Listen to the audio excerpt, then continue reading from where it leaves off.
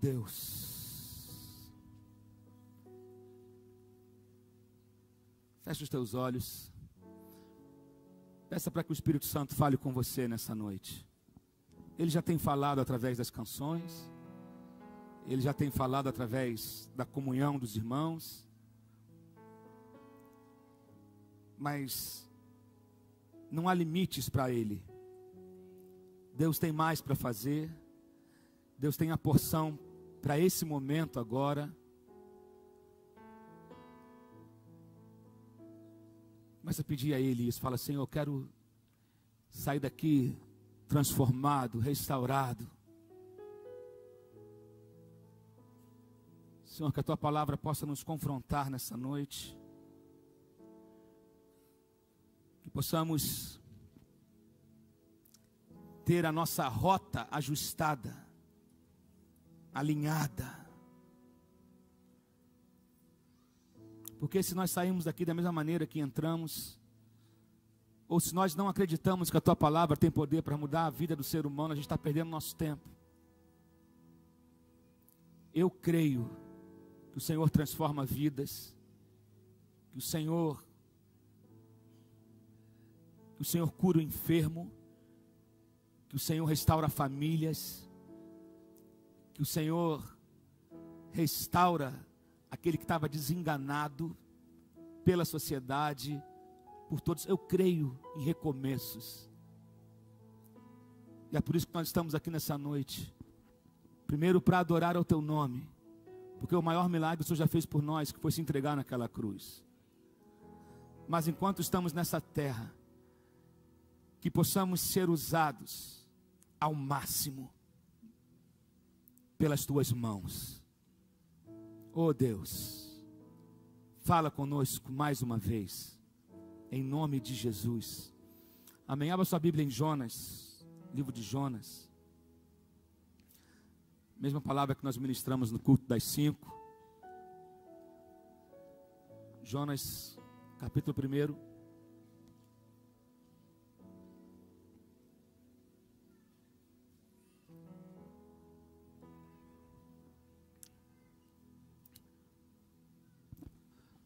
Você achou, Jonas? Amém ou não? Está aí na Bíblia.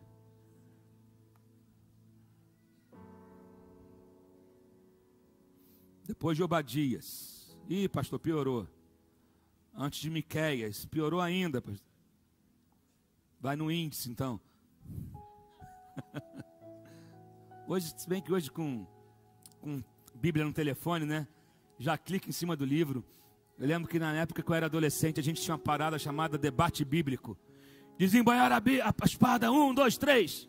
Amós, capítulo 1, verso 5. Todo mundo...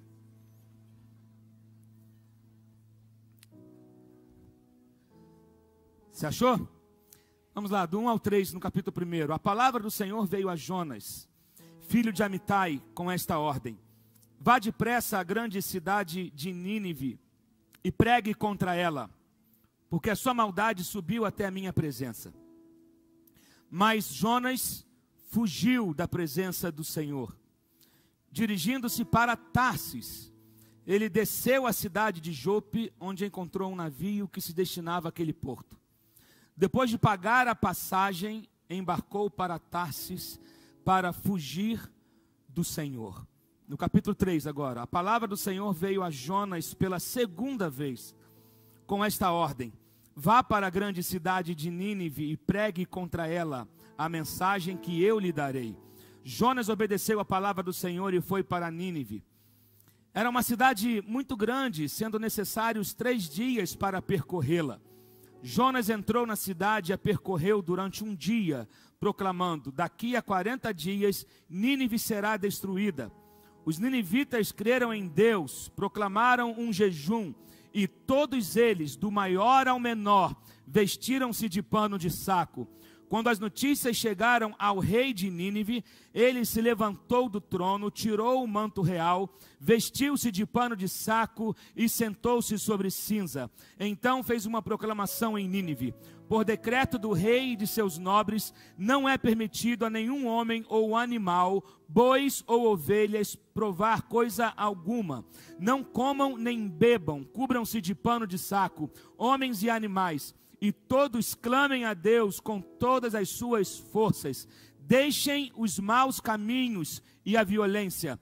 Talvez Deus se arrependa e abandone a sua ira, e não sejamos destruídos.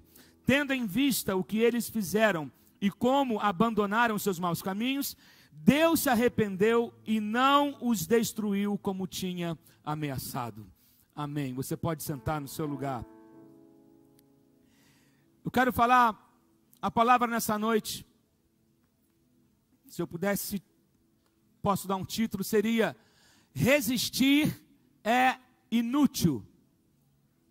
Você pode repetir comigo? Segunda vez. Terceira vez. Resistir é inútil. Não tem como você resistir ao chamado de Deus para a sua vida. Não tem como você resistir à vontade de Deus ou lutar contra Deus. O resistir aqui tem a ver com o lutar contra Deus. O lutar contra aquilo que Deus estabeleceu. A Bíblia fala que muitos são os planos no coração do homem, mas o que prevalece, o que vai ficar no final, é o propósito do Senhor, a vontade do Senhor. E todos nós aqui estamos indo em uma direção, ou duas direções. Tem um grupo que está indo para Tarsis e tem um grupo que está indo para Nínive. Todos nós aqui estamos ou indo para Tarsis ou indo para Nínive. Ir para Tarsis significa fazer as coisas do meu jeito, fazer as coisas da minha maneira, estabelecer as minhas próprias metas e a minha própria vontade. E muitos vão para Tarsis de maneira religiosa. Muitos usam Deus para fugir de Deus. Eu vou para Tarsis pregando. Eu vou para Tarsis e eu faço um culto. Eu vou para Tarsis e eu canto músicas. Eu vou para Tarsis e eu dirijo núcleos. Eu vou para Tarsis e eu pastoreio. Eu vou para Tarsis e mas eu estou fazendo as coisas de Deus, para Deus, mas contra a vontade de Deus. E muitos, infelizmente, estão assim, usando o nome de Deus, usando Deus para fugir da vontade dele, porque na verdade é sempre mais fácil a gente ir para o lado da nossa carne, sempre é mais fácil a gente ir para o lado das nossas vontades, dos nossos desejos. Só que no reino de Deus, se eu quero agradar a Deus, eu tenho que aprender a matar a minha carne, a renunciar os meus desejos e aceitar a vida que Ele tem para mim. Posso ouvir um amém aqui nesse lugar? Jonas tinha um problema sério com Nínive, por conta da crueldade daquele povo, da hostilidade daquele povo.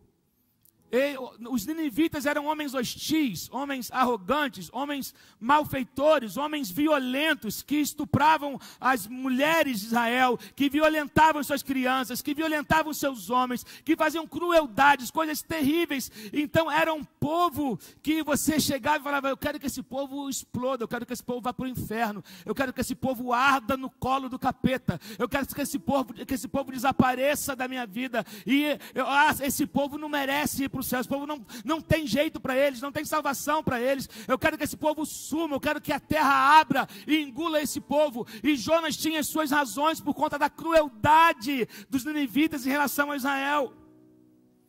Agora, Jonas era um profeta, e a gente tem que entender que quando a gente entrega a nossa vida para Deus, e quando a gente diz que quer fazer a vontade de Deus, eu tenho que renunciar à minha vontade. Como eu falei no primeiro culto, às vezes nós somos românticos demais, ou mentimos demais quando cantamos. Somos grandes mentirosos na hora do louvor, porque a gente canta: eu abro mão da minha vontade, Eu quero que a tua vontade se cumpra em mim. Eu me entrego por inteiro. Ah, Senhor, eu sou teu. Eu sou completamente do Senhor. Mas quando acaba o culto, parece que era só um teatro. Parece que era só uma peça. Parece que tudo é esquecido. E a gente começa a falar: meu, tudo é meu. Na hora do culto a gente canta: teu, tudo é teu. Mas quando acaba o culto a gente canta: meu, tudo é meu.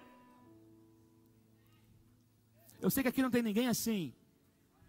Tenho certeza disso.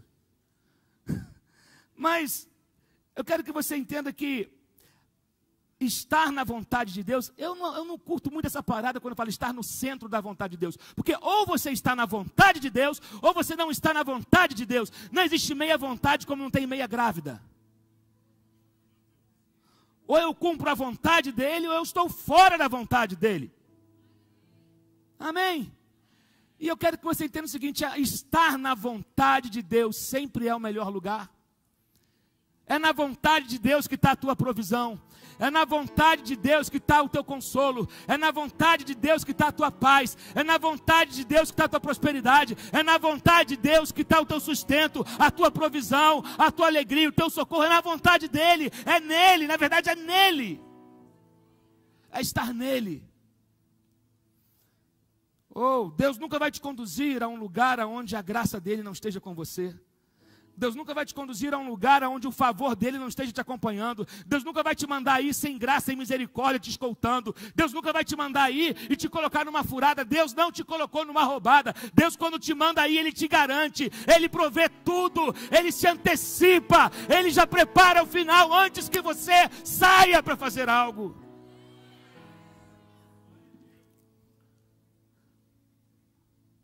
Só que Jonas tinha os seus motivos. E quando ele recebe uma missão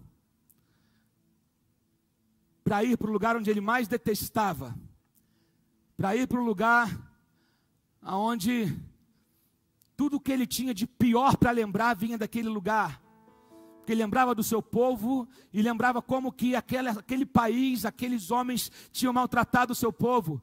Então Jonas decide fugir.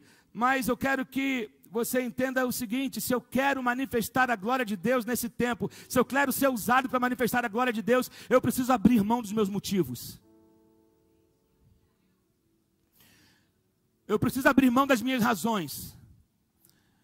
Eu preciso abrir mão do meu lado coitadinho de mim, que sou uma vítima disso tudo.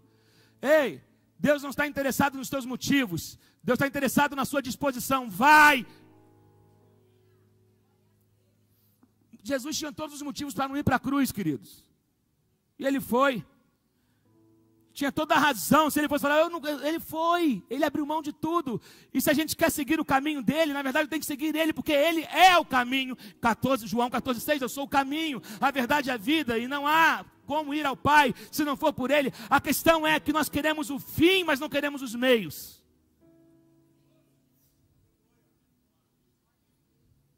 Se eu perguntar aqui quantos querem ser salvos, todo mundo vai levantar a mão. Mas quem quer seguir o caminho da salvação?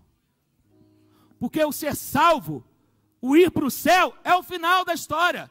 Todo mundo quer chegar no final, mas os meios precisam ser coerentes com os fins. Eita. Não basta eu querer o final, eu preciso seguir o caminho. Posso ouvir um amém aqui? E para seguir ele, tem que ser da maneira dele. Para seguir o chamado dele, tem que ser do jeito dele. Não é do meu jeito, nem me esconder. Não adianta eu me esconder atrás de um título para ele, atrás de um ofício para ele, atrás de um ministério para ele, se eu não estiver fazendo da maneira dele. Primeiro que Deus não está interessado no teu talento, Deus está interessado em você. Primeiro de tudo é você. Só que é o seguinte, se ele te escolheu para algo, querido, não adianta, é inútil você fugir. Chega a ser ridículo da sua parte achar que você pode fugir de Deus. Você, quando a pessoa pergunta, está indo para onde? Estou fugindo de Deus. Para onde, cara? Para onde tu está indo? Não, vou fugir de Deus, vou encher a minha agenda, vou fugir. Eu quero o seguinte, Deus está te olhando, sorria, você está sendo filmado. Né? sorria, você está sendo filmado. E Deus vai deixando, olha lá como é que está se enrolando. Vai só se enrolando, vai mais. Uma hora Deus te pega na curva. Uma hora Deus vem te dar um bandão. Uma hora Deus vem puxa a tua corda. Uma hora Deus vem manda um peixe no teu caminho e te engole e você passa a ser causa de enjoo de baleias. Se é que foi baleia. Existem situações na sua vida que você precisa ser vomitado delas. Que nojento, pastor. É nojento, né? Fugir do chamado é isso. Fugir do chamado é viver uma vida nojenta. Fugir da vontade de Deus é viver uma vida nojenta. Interessante é que Jonas, ele recebe o chamado e ele se dispõe para fugir. Como que tem gente que se dispõe para fazer exatamente o contrário que Deus mandou? Ele dispõe de força, de dinheiro, de talento, de tudo, mas para fazer totalmente o contrário o que Deus falou. Jonas recebe o chamado, vai para Nínive. Querido, se eu sirvo a Deus, eu obedeço às ordens dele, amém ou não?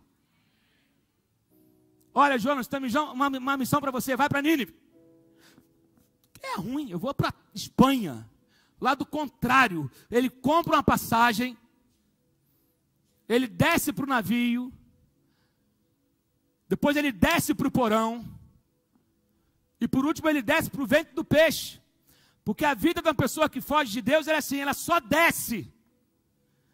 Ele vai descendo, ele acha que está evoluindo em alguma coisa, mas ele só está perdendo. Ele só está descendo. Tem gente que está ladeira abaixo, porque está fugindo do chamado que Deus fez. Porque está fugindo de uma missão, de algo que Deus estabeleceu para você fazer. E você está achando que está na rota certa e não está. Interessante é que provavelmente quando Jonas chegou no porto, ele deve ter feito aquilo, se tiver um navio lá, é sinal de que Deus não quer que eu vá para lá, eu vou. Olha só, sabia, Deus ia estar comigo, tinha um navio saindo para Tarsis, olha, Deus está me dando os sinais. Deus jamais vai te dar um sinal para te tirar do foco, da rota dele. Não confunda tentação do diabo para você perder o seu chamado com o sinal de Deus. Não confunda. Jamais Deus vai incentivar a desobediência. Jamais Deus vai te tentar com aquilo que poderia te separar dele. Jamais. O diabo é um excelente vitrinista, ele sabe preparar muito bem uma embalagem, ele sabe preparar muito bem uma vitrine, ele sabe deixar um negócio para você ficar de queixo caído. E as coisas de Deus, elas nem sempre são glamourosas, ou não são nada glamourosas, mas elas são simples e firmes.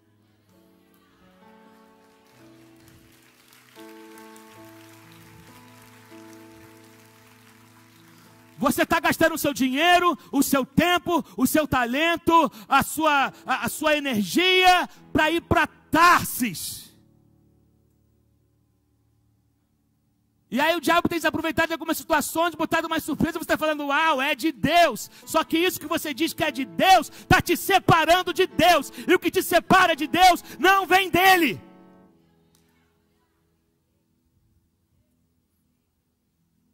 Deus nos prova para o nosso crescimento, mas quem nos tenta é o diabo, para o nosso enfraquecimento e para a nossa vergonha. Por isso que Deus diz o seguinte, você não deve dizer que está sendo tentado por mim, porque eu a ninguém tento.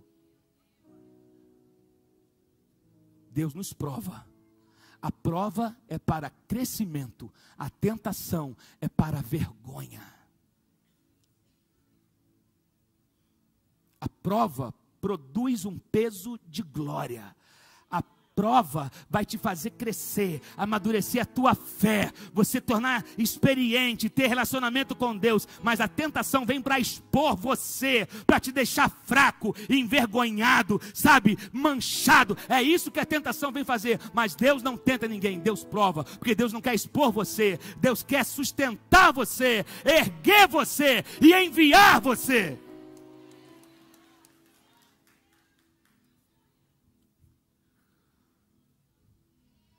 Jonas entra no barco, não adianta, ele gastou tudo, para fugir. Como eu conheço pessoas que investem absurdos. Quando eu falo investimento, veja bem, não estou só me limitando a dinheiro, não. Mas é fazendo coisas que Deus não pediu para ela fazer, e ela insiste em dizer que foi Deus que mandou, e Deus não mandou coisa nenhuma, e ela está investindo e está desperdiçando tempo. Sabe, quer ver uma pessoa desperdiça tempo, ela não é eficaz naquilo que ela faz, ela não produz, não gera frutos para a vida. Uma pessoa que está no caminho de Nínive, ela vai frutificar. No caminho de Tarsis, ela vai atrofiar. Você está ocupado, mas improdutivo. Ocupado, mas improdutivo. E aí como você fica agoniado porque você não está vendo resultados, você deprime. E aí você cai num sono. Jonas sabia que estava na direção errada, então a escapatória era o quê? Dormir. Você está na cama direto? Você está sem energia para encarar a tua vida? Você está reclamando de tudo? E aí, Jonas, um profeta fujão, ele leva problema por onde ele passa. Homens de Deus em fuga de Deus leva problema por onde passam. Vou repetir.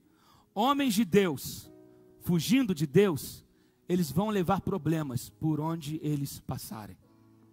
Jonas estava num barco, no fundo do barco, no porão, dormindo o sono da fuga, não o sono do justo.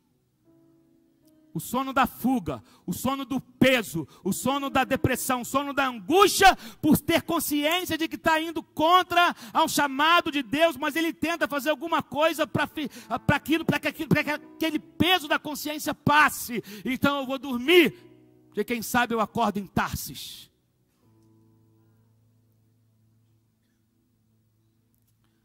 Mas no meio daquilo tudo, aquela fuga, veio uma tempestade. No capítulo seguinte, no capítulo 2, vai falar sobre isso. No capítulo 1 e no capítulo 2, logo seguinte tem a oração de Jonas.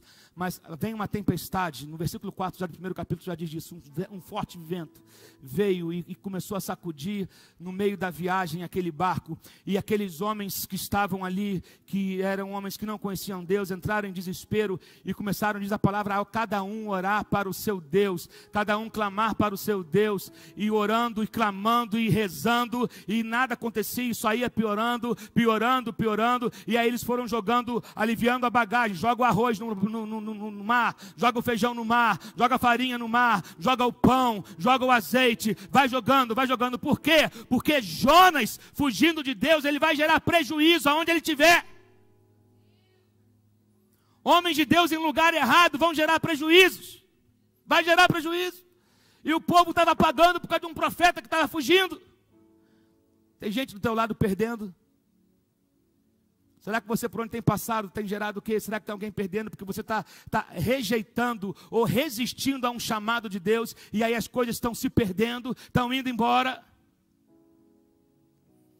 Mas aí Jonas acorda, até que ele chega e fala: olha só, deixa eu falar um negócio para vocês, tudo isso está acontecendo por causa de mim. A culpa é minha. E algo que a igreja precisa acordar hoje. A hora que a igreja confessar que a culpa é dela, a cidade muda. Você não entendeu, não. A hora que nós tivermos a coragem de reconhecer que a culpa é nossa, a cidade muda, a família muda, o país muda, o bairro muda. Quando Jonas disse: a culpa é minha, me lancem no mar, lançou a tempestade, passou, o peixe veio, engoliu ele e vomitou ele. Aonde? Em Nínive. Será que nós temos tido a coragem de reconhecer que a culpa é nossa, ou a gente está botando a culpa em todo mundo? A culpa é do meu pai, a culpa é do governo, a culpa é do prefeito, a culpa é do governador, a culpa é do presidente, a culpa é da economia, a culpa é dos governantes de 30 anos atrás, a culpa disso, ou a culpa é do diretor, é do meu patrão, a culpa é do meu vizinho, a culpa, sempre a gente tem um culpado, sempre, e a gente nunca para falar, a culpa é minha. Quando você começar a assumir a sua culpa, reconhecer que a culpa é sua, as coisas vão começar a mudar na tua vida.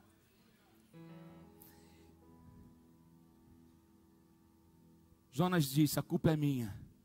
Mas Deus já havia providenciado tudo, porque, como eu disse, uma hora Deus te pega.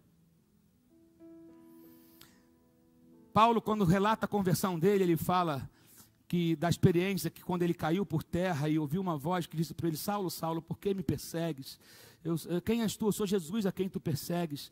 Duro é para você recalcitrar contra os aguilhões. Essa palavra recalcitrar significa chutar ou dar coice. Aguilhões é a mesma coisa que espora. Quem anda de cavalo sabe o que é espora, que a pessoa usa para, né, dar umas cutucadas no cavalo, ele andar. Então, olha, ele estava dizendo, duro é para você, Saulo, resistir a quem é maior do que você. Então, por isso que resistir a Deus é imbecilidade. Resistir a Deus é inútil. Para de lutar contra aquilo que é maior do que você, ou melhor, que é aquele que te criou, que te formou, que programou você, que idealizou você. Porque isso só vai te causar dor. Só vai te causar dor. Jonas, nesse texto, só diz que ele ora quando ele está no ventre do peixe. Assim como muito crente só deixa para orar em situações extremas. Enquanto tem um jeitinho, ele vai tentando levar. Ele só lembra que existe um Deus no fundo do poço, no ventre do peixe, no auge da crise. Querido, a gente tem que viver vida de oração. O ímpio orou e o crente não orou. O ímpio clamou, meu Deus, tem misericórdia, se benzeu, seja lá o que ele tenha feito. Mas o crente estava dormindo. Quantas vezes é assim no nosso dia a dia?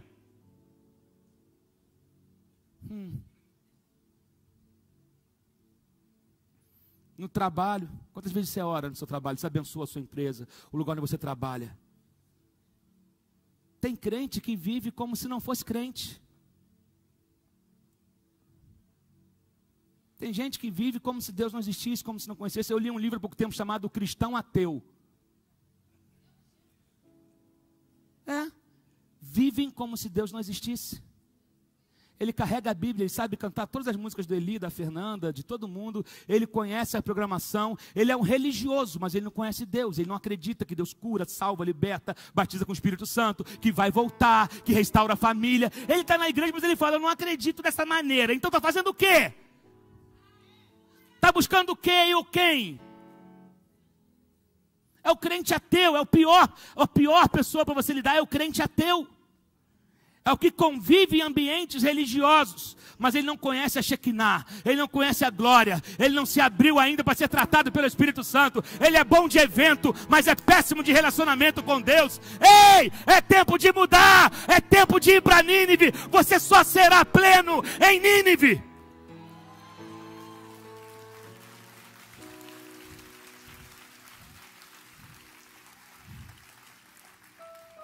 Aí Jonas, engraçado que quando ele é vomitado na praia, Deus não vem com um coitadinho para cima dele, meu filhinho, vem aqui. Não, olha só, Jonas, começa a pregar.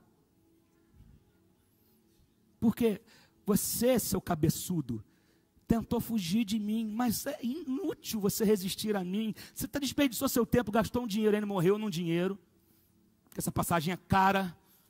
Uma passagem longa, tu deu mole, perdeu essa grana. As coisas podiam ser tão mais fáceis para você, Jonas. Prega! Ainda deu sermão para ele. Diz isso, isso, isso. Ele nem tinha que fazer esboço. Deu a mensagem pronta. Vai lá e prega isso. Mas é quando Jonas ouviu o sermão, ele gostou. Ah, beleza, esse sermão eu prego. Esse sermão eu prego. Porque o sermão era duro. O sermão era um sermão de confronto, era um sermão de ameaça de Deus. É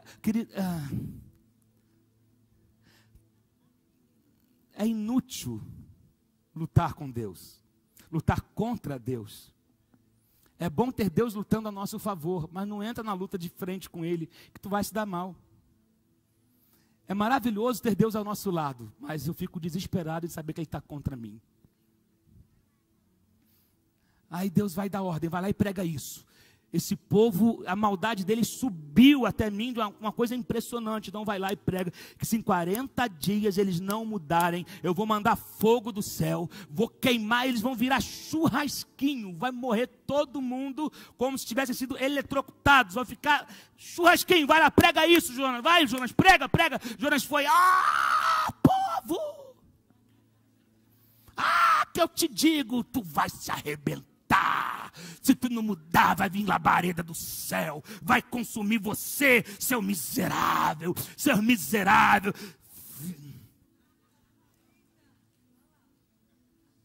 Igual diz lá no Belém, filho de uma égua.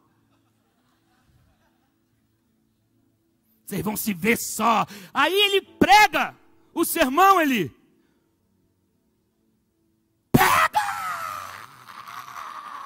receba, aí sai, vai de camarote para esperar o fogo descer. Aí ele fica lá do alto da montanha. 39 dias. Amanhã eu quero ver esses churrasquinhos, todo mundo queimado. Só que o fogo desceu, mas era um fogo que o Jonas não conhecia. Desceu o fogo do arrependimento.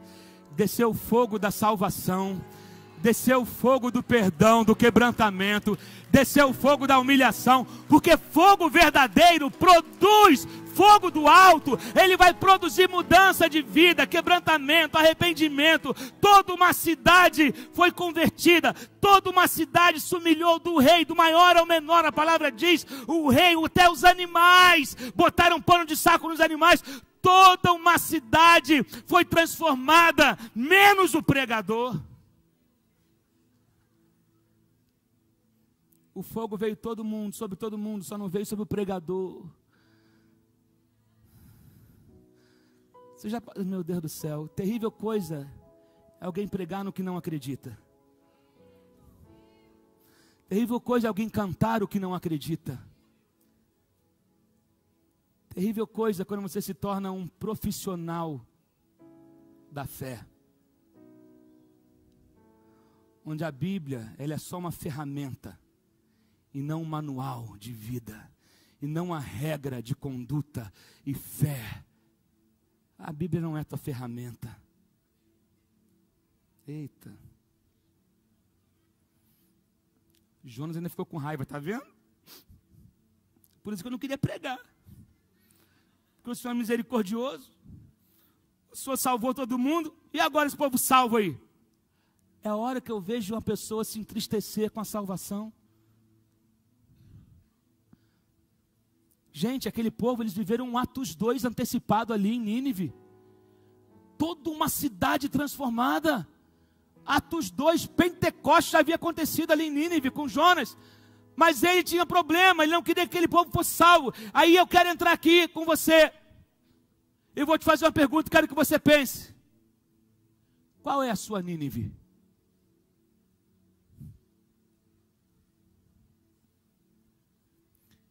Qual é a sua Nínive? Ou quem são os ninivitas que você já teve que conviver? E você está dizendo, eu quero distância daquele povo, que eles se arrebentem para lá, contanto que eu seja salvo, que eles se explodam. Deus, oh meu Deus do céu, fazer a vontade de Deus significa ir contra as minhas, e abrir mão das minhas, para que a vontade dele se estabeleça. E eu quero que você entenda o seguinte, quase sempre Deus vai te enviar a lugares onde você não quer ir. Eu sei que não é um sermão popular, desculpa.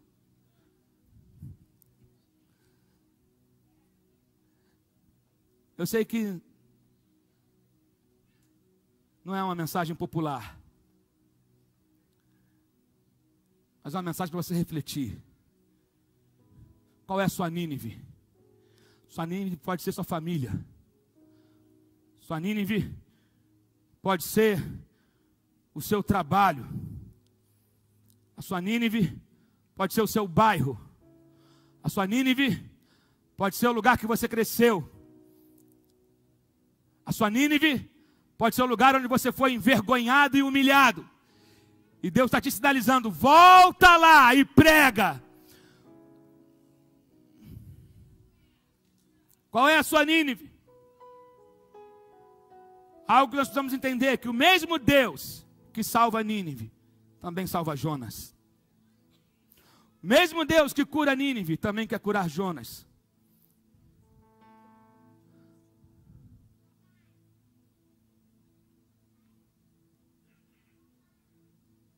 Você nunca poderá ser pleno, nunca poderá ser tudo o que Deus sonhou para você, se você evitar Nínive.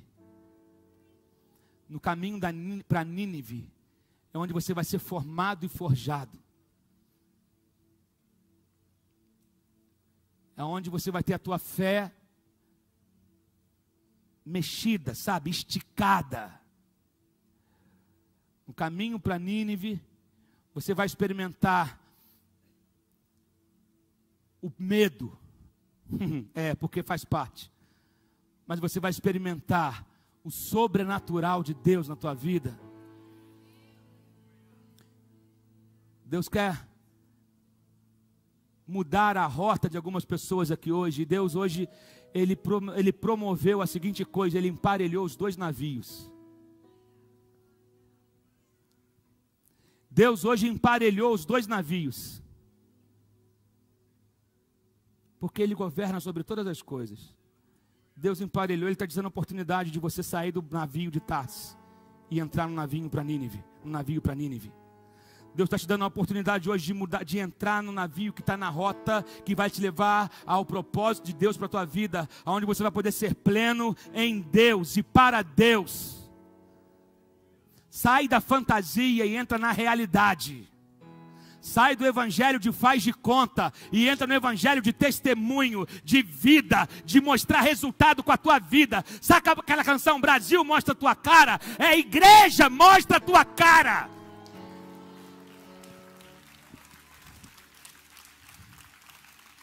Igreja, mostra a tua cara. Crente, mostra a tua cara.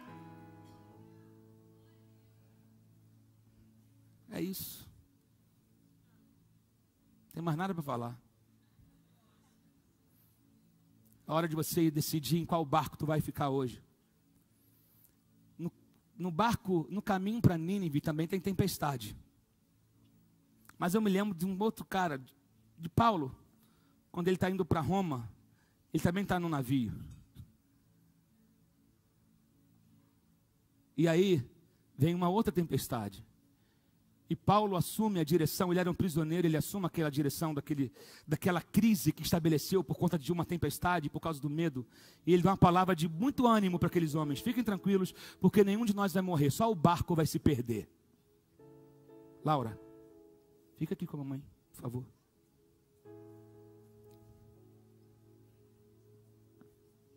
Fica ali com a mamãe.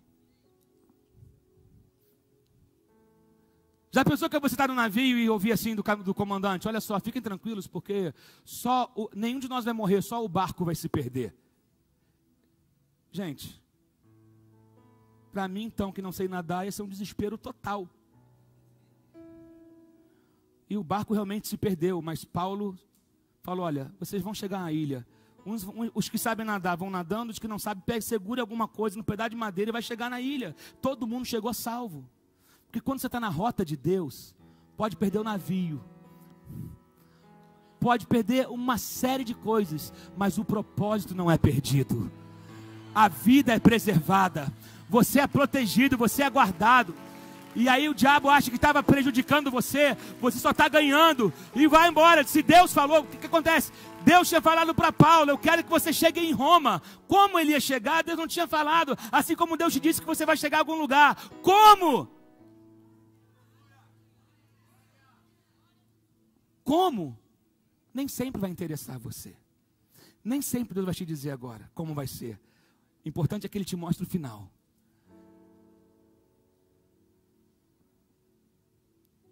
Aleluia. Quero que você fique em pé no seu lugar nessa hora.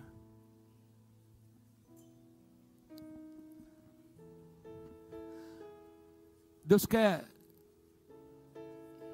dando a oportunidade de algumas pessoas hoje aqui mudar de vida, mudar de rota. Deus está mexendo, talvez, vai fazer cair as máscaras, ou as escamas dos seus olhos, ou, presta atenção aqui, tudo aquilo que estava iludindo você, ou essa sensação de esgotamento e de depressão, de medo, esse pensamento do para que eu existo, por que eu estou aqui, normalmente são sentimentos que pessoas que estão no barco de Tarsis sentem. Porque quem está no barco de Deus, na direção que Ele traçou, sabe quem Ele é em Deus e por que Ele existe e por que Ele está aqui.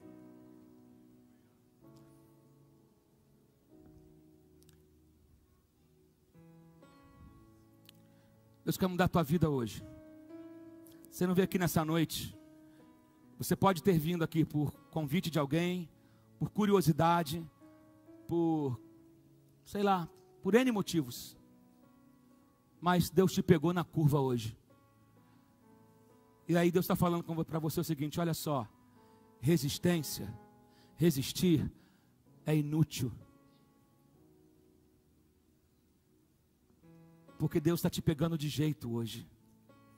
Feche os teus olhos. Olha para dentro agora. Olha para dentro de você.